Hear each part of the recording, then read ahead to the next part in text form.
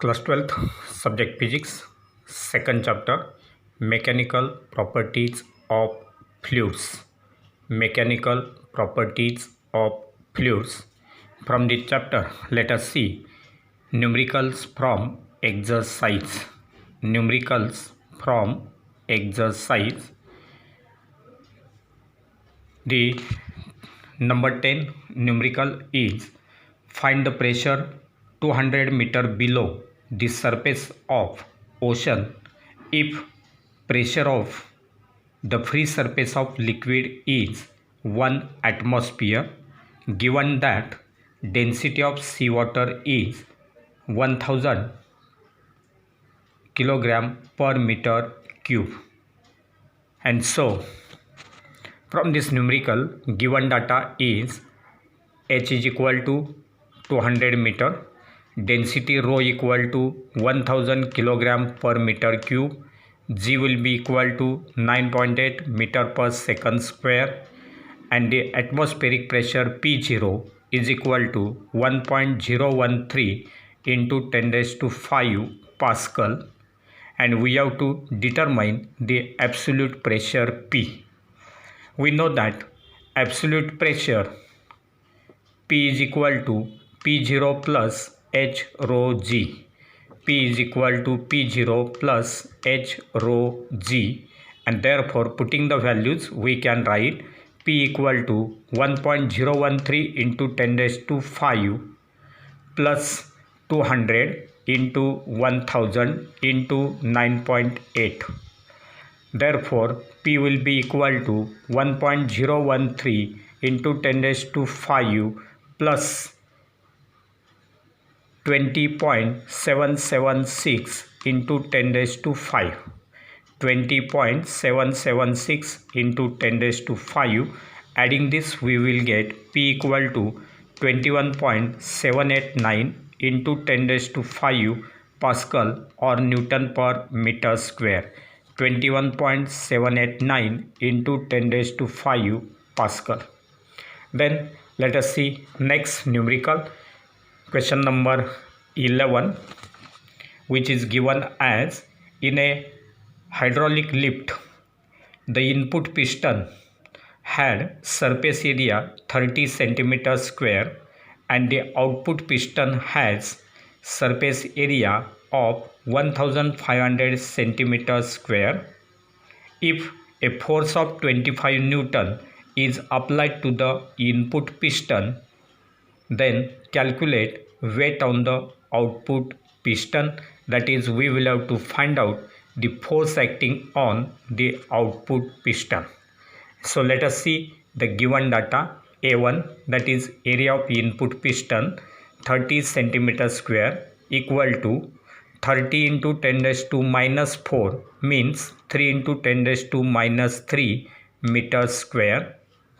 Then area of the output piston A2 equal to 1500 centimeters square, that will be equal to 1500 into 10 raised to minus 4, which comes out to be 0.15 meters square.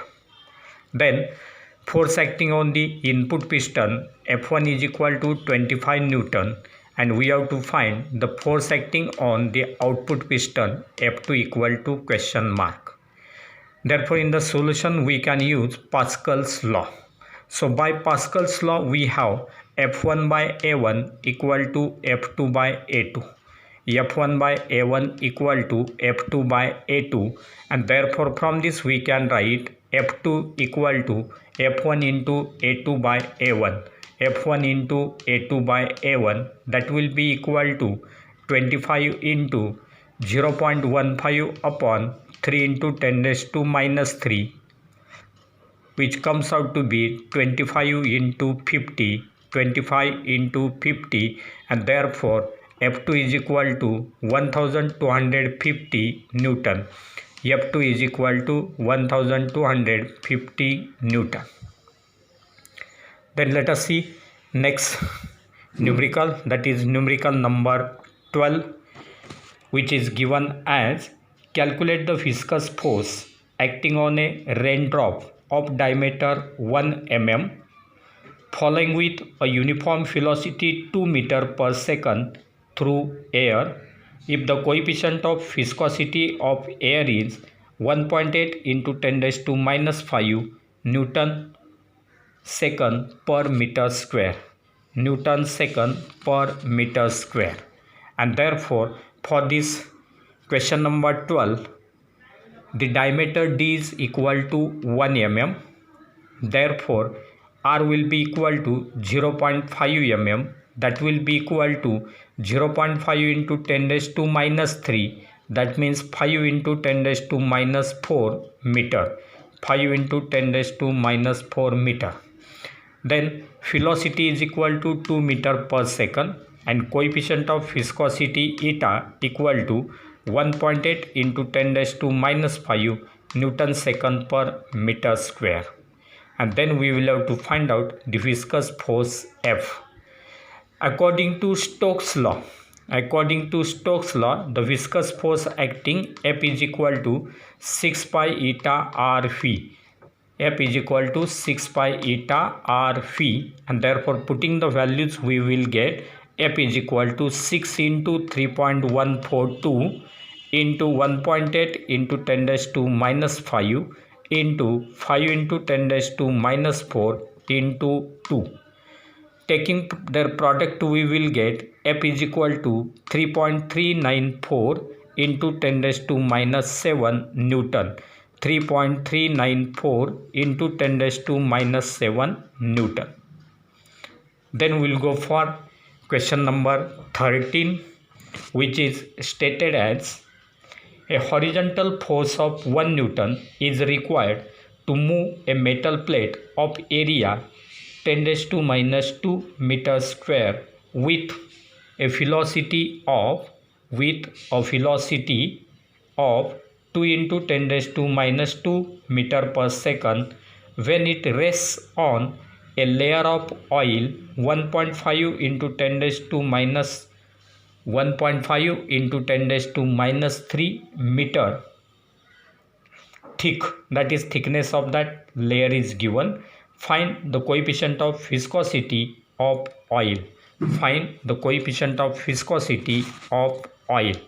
So given data is force F is equal to 1 Newton, area A equal to 10 raised to minus 2 meter square, velocity phi equal to 2 into 10 raised to minus 2 meter per second. Then thickness of that layer, it is taken as x. X will be equal to 1.5 into 10 raised to minus 3 meter. And then we will have to find out coefficient of viscosity eta. And therefore, first of all, let us find velocity gradient. So velocity gradient, that is equal to dv by dx. Velocity gradient, that is equal to dv by dx, that is phi by x, will be equal to 2 into 10 raised to minus 2 divided by 1.5 into 10 raised to minus 3, which comes out to be 40 by 3 per second. 40 by 3 per second. Then now the viscous force is given in terms of velocity gradient as F is equal to eta A dv by dx. F is equal to eta A dv by dx, and therefore eta is equal to F upon A dv by dx. F upon A dv by dx, and therefore putting the values we will get eta is equal to 1 upon 10 raised to minus 2 into 40 by 3. 10 raised to minus 2 into 40 by 3, which is equal to 30 by 4, which is equal to 7.5 Pascal second. 7.5 Pascal second or 7.5 Newton second per meter square. Newton second per meter square. This will be the required coefficient of viscosity eta. Then we will go for next numerical, that is numerical number 14. Numerical number 14, and which is given as with what terminal velocity will an air bubble 0.4 mm in diameter rise in a liquid of viscosity 0.1 Newton second per meter square and specific gravity 0.9. The density of air is 1.29 kilogram per meter cube. Then let us see the given data for this 14th numerical. Diameter D is equal to 0.4 mm. Therefore, radius R will be equal to 0.2 mm. That will be written as 0.2 into 10 raised to minus 3. That is 2 into 10 raised to minus 4 meter. Then coefficient of viscosity eta equal to 0.1 Newton second per meter square. Then density for liquid, it is given as relative, that is this specific gravity is given, and therefore rho L will be equal to 0.9 into 10 raised to 3, that is equal to 900 kilogram per meter cube. So density for liquid is 900 kilogram per meter cube. Similarly, density of air is given as rho air equal to 1.29 kilogram per meter cube. G will be equal to 9.8 meters per meter square, and we will have to find out terminal velocity phi t. Terminal velocity phi t. Now we have the relation 6 pi eta RV, 6 pi eta RV equal to 4 by 3 pi r cube into rho L minus rho air into G. By considering the concept of upward thrust and Stokes law, we can write 6 pi eta RV equal to 4 by 3 pi r cube into rho L minus rho air into G. And therefore we can write terminal velocity phi t will be equal to, from this relation, if this phi is phi t, then it will be 2 r square G into rho L minus rho a upon 9 eta, and therefore terminal velocity phi t will be equal to 2 into 10 raised to minus 4 into 9.8 into 900 minus 1.29 divided by 9 into 0.1. Solving it, we will get 2 into 4 into 9.8, 2 into 4 into 9.8 into 898.7 into 10 raised to minus 8 divided by 0.9. Solving this, we will get 7.829 into 10 raised to minus 4 meter per second. 7.829 into 10 raised to minus 4 meters per second. That will be the terminal velocity, 7.829 into 10 raised to minus 4 meter per second. Then we will go for 15th numerical number 15. So which is given as, numerical number 15 is given as, the speed of water is 2 meter per second through a pipe of internal diameter 10 centimeter. What should be the internal diameter of nozzle of the pipe if the speed of water at nozzle is 4 meter per second? And therefore, for this numerical number 15, the given data is D1 equal to 10 centimeter, that is equal to 0.1 meter, Phi1 equal to 2 meter per second, Phi1 equal to 2 meter per second, Phi2 equal to 4 meter per second, V2 equal to 4 meter per second, and the diameter of the nozzle, that is D2, we have to find. And therefore, by the equation of continuity,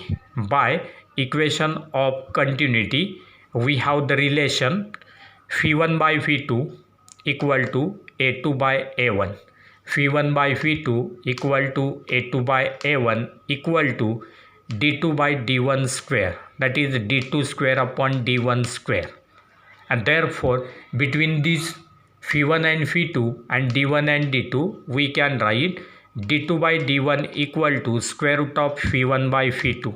d2 by d1 equal to square root of phi1 by phi2, that is equal to square root of 2 by 4, and therefore we can write d2 by d1 equal to 1 by root 2, that is square root of 1 by 2, 1 by root 2, which comes out to be 0.707, and therefore as d2 by d1 equal to 0.707, therefore d2 will be equal to 0.707 into d1, that will be equal to 0.707 into 0.1, which is equal to 0.0707 meter. That will be the diameter of the nozzle. And now we'll go for next numerical, that is numerical number 16. With what velocity does water flow out of an orifice in a tank with gauge pressure of 4 into 10 raised to 5 Newton per meter square before the flow starts? And for that, density of water is given 1000 kilogram per meter cube. And therefore, let us see the given data for question number 16, that is pressure difference P minus P0 equal to 4 into 10 raised to 5 Pascal. P minus P0 equal to 4 into 10 raised to 5 Pascal or Newton per meter square. Then density rho equal to 10 raised to 3, that is 1000 kilogram per meter cube, and we have to find phi equal to question mark. Now in the solution we can say that if orifice is at a depth h, if the orifice is at a depth h, then we can write P equal to P0 minus h rho g. P is equal to P0 minus h rho g, and by Torsell's theorem, that is by Torsell's law, phi is equal to square root of 2gh. Phi equal to square root of 2gh, and therefore we can put value of h here from this equation, that is P minus P0 upon rho g. P minus P0 upon rho g, that will be value of h, and therefore we can write phi is equal to square root of 2g. Value of h is P minus P0 upon rho g. G will get cancelled, and therefore we will get phi equal to 2 into P minus P0 upon rho. 2 into P minus P0 upon rho, and therefore phi will be equal to 2 into 4 into 10 raised to 5, 2 into 4 into 10 raised to 5 upon 10 raised to 3, which will come out to be 20 root 2. 20 root 2. It will be 20 root 2, that will be equal to 28.28 meter per second. 28.28 meter per second. This will be the value of phi.